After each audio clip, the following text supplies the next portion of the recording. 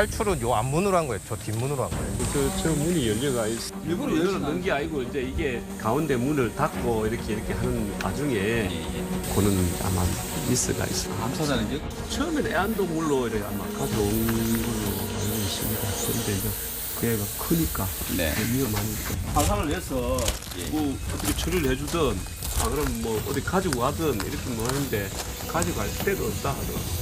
보호 차원에서 어쩔 수 없이 뭐 늙어서 자연 살 때까지 그냥 보고 먹이 주고 보호하고 있었던 겁니다.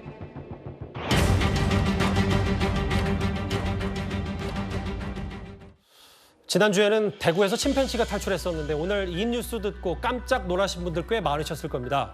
경북 고령군의 한 사설 목장에서 키우던 암사자가 우리에서 탈출을 했다가 사살이 됐습니다. 사살이 됐는데 논란거리가 크게 두 가지인 것 같더라고요. 첫 번째, 이 암사자를 고령 군 당국에서는 왜 몰랐냐, 뭐 이 부분이 좀 많이 핵심 쟁점이더라고요. 단순히 고령군이 몰랐다는 것도 문제지만 민간에서는 이미 주변 사람들이 알고 있었다는 거죠. 근데 왜 고령군만 몰랐냐는 건데 이렇게 맹수류를 키울 때 환경청에 신고를 하면 적법한 절차를 거친 후 키울 수 있다는 겁니다. 다만 지자체를 통해서 알려야 된다는 강제 조항이 없었다는 거죠. 그럼에도 불구하고 이 정도 맹수류를 키울 때는 당연히 지자체에서 알고선 관리를 했어야 되는데 이거에 대한 미비점이 있기 때문에 사람들이 비판의 목소리가 높은 겁니다. 그 두 번째는 이런 것 같아요. 물론 맹수가 탈출했기 때문에 관계 당국이 적절한 조치를 취하는 건 맞는데 다만 그 암사자가 그동안 어떻게 지내온지를 좀 살펴보니까 꼭 사살했어야 되냐라는 얘기까지 좀 나오더라고요.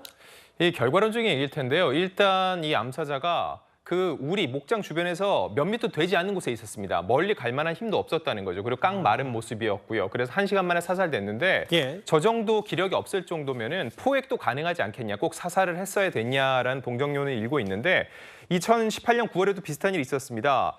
대전에 있는 한 동물원에서 퓨마가 탈출했다가 5시간 만에 엽사총에 맞고 사살이 됐는데 대신 그건 생각해 볼 필요가 있습니다. 만에 하나 이 마취총을 맞고 곧바로 마취가 되지 않고 흥분해서 뛰어다닐 수도 있거든요. 그러다 인명피해가 발생했을 때는 그에 따른 책임 소재를 또 물을 거 아닙니까? 그래서 그 당시에 소방당국에서 볼 때는 가장 최선의 조치를 취했다고 볼 수도 있는 대목입니다.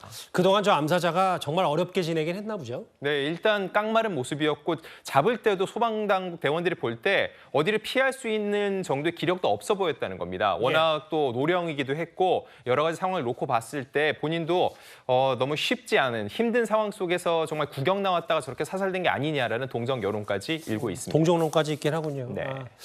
왜 정부 당국이 이걸 좀 제대로 몰랐을까라는 얘기와 함께 또 희귀종이어서 또 여러 가지 또 얘기들까지 동물단체에서 나오고 있거든요. 고령군에서 했던 사자 탈출 얘기까지 만나봤습니다.